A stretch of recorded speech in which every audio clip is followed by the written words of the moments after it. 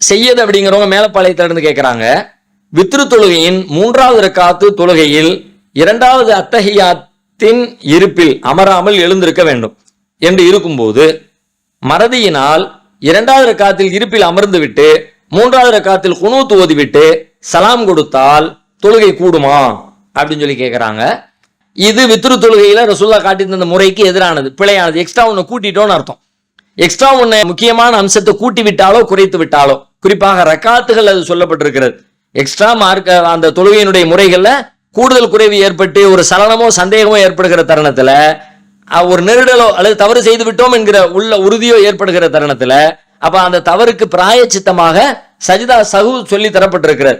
இந்த மாதிரி ஒண்ணு நடந்துருச்சுன்னு சொல்லி சொன்னா, கூடுதலாக அந்த தொழுகைக்கு சம்பந்தம் இல்லாத கூடுதலாக ஒரு அத்தையாத்து இருந்துட்டோமா, அது பிழையானதுதான். அதுக்காக வேண்டி ஒரு மறதிக்கான ஒரு சுஜூதை செய்து கொண்டால் அது பிராயச்சித்தமாக அமைந்து விடும் என்று நாம கருதலாம்.